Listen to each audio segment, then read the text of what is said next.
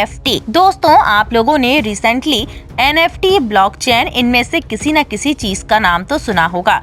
यानी कि Jack dorsi अपना जो पहला ट्वीट बेच रहे हैं। काफी सारे लोग डिजिटल आर्ट पेंटिंग्स भी NFT का यूज करके ही बेच रहे हैं। यहाँ पर हम NFT की बात कर रहे हैं, NEFT की नहीं, जो बैंकिंग ट्रांजैक्शन होता है।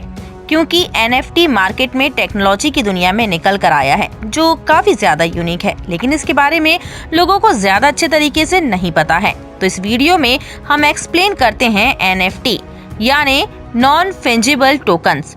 आप सभी लोगों को NFT शब्द सुनने में थोड़ा सा अजीब लग रहा होगा, लेकिन देखा जाए तो जो ब्लॉकचेन है, इसका एक इम्प्लीमेंटेशन क्रिप्टो करेंसी होता है। जैसे बिटकॉइन, वैसे ही NFT है।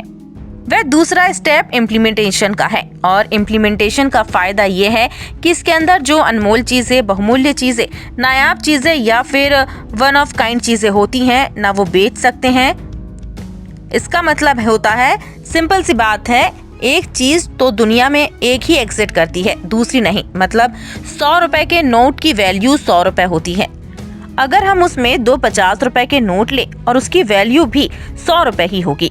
लेकिन ताजमहल एक है और एक जैसे ही आपको ताजमहल देखने को मिलेगा। मोनालिसा की पेंटिंग लियोनार्डो दा विंची जो बनाई गई थी, वो एक है। आप ऐसी डुप्लीकेट पेंटिंग क्रिएट कर सकते हैं, उनकी फोटोग्राफ ले सकते हैं, लेकिन एक ही मोनालिसा रहेगी। ताजमहल भी एक ही रहेगा। आपको इंडिया गेट भी देखने में एक ही मिलेगा। ये सारी चीजें एक ही देखने को मिलेंगी, लेकिन ऐसी ही चीजों को कलेक्ट करने के लिए, इनकी ओनरशिप को डिसाइड करने के लिए NFT को बनाया गया है, यानी नॉन फंजिबल टोकन को। यानी कि हम आर्ट वर्क की एक चीज ले सकते हैं जो बिल्कुल यूनिक रहती है, उसके साथ एक टोकन को असाइन कर दिया जाता है। यानी कि टोकन जो है वो सर्टिफिकेशन ऑफ ओनरशिप है। जिस किसी के पास वो टोकन रहेगा, ये ऑनर होगा उसका, वो पर्टिकुलर उसकी प्रॉपर्टी होगी। इसमें एक गाना भी हो सकता है, किसी का MS पेंट भी हो सकता है, जो उसने कुछ पेंटिंग बनाई हो, ये भी उसकी ओनरशिप हो सकती है। वह कोई भी चीज इसमें हो सकती है। जी हाँ, यहाँ पर इस प्रकार के टोकन को स्टोर किया जा रहा है। ब्लॉकचेन के अंदर ये सबसे सही बात है। यानी कि क्या किया, इन लोगों के लिए एक चीज ली, उसे एक साथ डिजिटल टोकन को असाइन कर दिया और उस टोकन को स्टोर कर दिया ब्लॉकचेन लेजर के अंदर। यानी कि इस टोकन को स्टोर किया जा रहा है एथेरम के साथ। जैसे एथेरम होता है ब्लॉकचेन के अंदर, वैसे ही लेजर होता है। लेकिन बात यहाँ पे ये है कि जिस तरीके से ब्लॉकचेन काम करता है, ना तो उस तरीके से उसको ओनरशिप होती है, ना वो डिसाइड की गई है। सिंपल लैंग्वेज में एक्सप्लेन करने की कोशिश करते हैं। आप लोग मान लीजिए कि पेंटिंग ली, उसके साथ एक टोकन असाइन कर दिया गया। उस टोकन को जो ब्लॉकचेन का जो लेजर होता है वो दे दिया। और जिस तरीके से ब्लॉकचेन टेक्नोलॉजी वर्क करती है, डिसेंट्रलाइज, उसकी वो मल्टीपल कॉपी है। वो आपको दुनिया भर में लगे कंप्यूटर्स में देखने को मिलेंगे, जिससे ये पता चल जाएगा कि जो पर्टिकुलर चीज है वह पर्टिकुलर टोकन के साथ असाइंड है। बेसिक कॉन्सेप्ट उसका ये है, और इसका फायदा ये है कि इससे आप पीयर टू पीयर ट्रांजैक्शन कर सकते हैं। यानी कि एक सर्टिफिकेट ऑफ ओनरशिप को किसी दूसरे के पास ट्रांसफर कर सकते हैं। सिंपल सी बात है, बेसिकली क्रिप्टो करेंसी वाले खेल यहाँ पर चल रहे हैं। जिस तरीके से बिटकॉइन या दूसरी क्रिप्टो करेंसी होती है, और वो जिस तरीके से काम करती है, जहाँ पे सिर्फ लेजर में लिखा होता है कि किस अकाउंट के अंदर कितनी क्रिप्टो करेंसी है, सेम यहाँ पर भी ऐसा ही हो रहा है। यहाँ पे वो लिखा जाएगा कि ये जो पर्टिकुलर टोकन है, इसका जो रियल ओनर है वो कौन है। जो इस टोकन का रियल ओनर होगा, वो इस टोकन से एसोसिएट जो भी चीज है उसका वो असली मालिक होगा।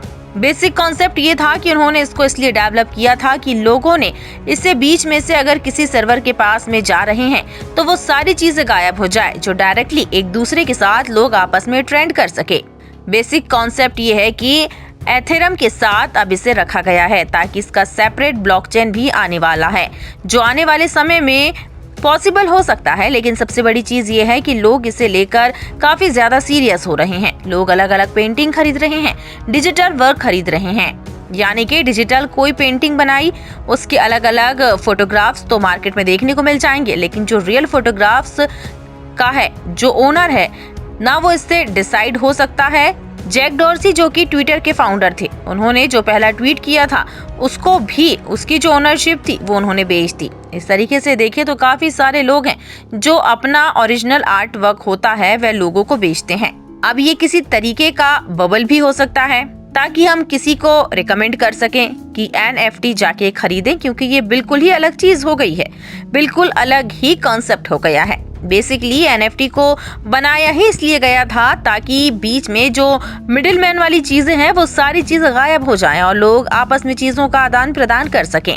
बेसिकली बार्टर सिस्टम तरीके से चल रहा है। ये चीजें हमने बनाई हैं, उस चीजों को हमने बेचना चाहा है, उसके सारे राइट्स हमारे पास हो जाएंगे, तो वहाँ पे वो NFT के तरीके से यूज किया गया है। लेकिन इनका जो एनवायरनमेंट में फर्क पड़ रहा है वो भी काफी नोटिस करने वाला है, जो कि एथेरियम के साथ होता है। इसका जो नेगेटिव इम्पैक्ट पड़ता है क्लाइमेट पे वो काफी हद तक होता है। कार्बन एमिशन पे जो हमें मालूम है कि जिस तरीके से एथेरियम में क्रिप्टो करेंसी माइनेट की जाती है, ये बहुत सारी एनर्जी को कंज्यूम करती है। इससे जो कार्बन एमिशन होता है वो बढ़ता है, कार्बन फुटप्रिंट इसका ज्यादा है और वो क्लाइमेट पे, नेचर पे जो इसका नेगेटिव इम्पैक्ट पड़ता है वो काफी ज्यादा होता है। जी हाँ, अभी भी काफी बड़ा सवाल है कि नेचर के लिए कितना सही है और ये कितना गलत है।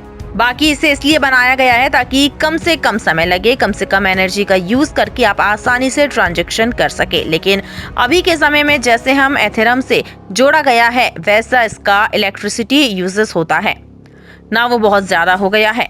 तो जी हाँ, ये भी काफी इंटरेस्टिंग बात हो जाती है कि NFT के यूज से पॉजिटिव बात होती है, लेकिन इसमें आपको नेगेटिव इम्पैक्ट भी देखने को मिलेगा। ये इम्पोर्टेंट चीज है कि NFT में लोग अभी कितना खर्च कर रहे हैं।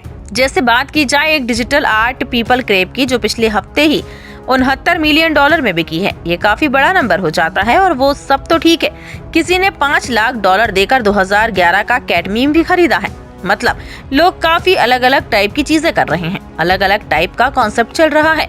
नॉन फंजिबल टोकन में ये कुछ अलग और नई चीज है जो मार्केट के अंदर लेकर आया है।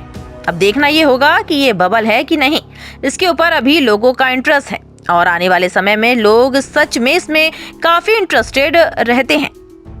क्या इस चीज से जो सर्टिफिकेट ऑफ ओनरशिप है वो प्रोवाइड कर सकते हैं? यानी कि आजकल हमने देखा ना कोई कंपनी अपना पेमेंट बनाती है, कॉपीराइट बनाती है, वो एक जगह होल्ड करती है, दूसरी जगह नहीं। तो क्या ये स्टैंडर्ड तरीके से काम करता है कि नहीं, लीगल पचड़े कितने होते हैं, इन सब के बारे में आने वाले समय में पता चलेगा। लेकिन देखा जाए तो चीज थोड़ी सी पुरानी थी, ट्रेंड में भी आ गई, लेकिन काफी इंटरेस्टिंग कॉन्सेप्ट है, ब्लॉकचेन है, काफी इंटरेस्टिंग इम्प्लीमेंटेशन देखने को मिल रहे हैं। लेकिन बात यहाँ पर यह है कि इसका जो कार्बन फुटप्रिंट है वो काफी ज्यादा है, जो क्लाइमेट चेंज है वो काफी नेगेटिव इम्पैक्ट डाल रहा है और ये नेगेटिव इम्पैक्ट भी हमें यहाँ देखने को मिल रहा है।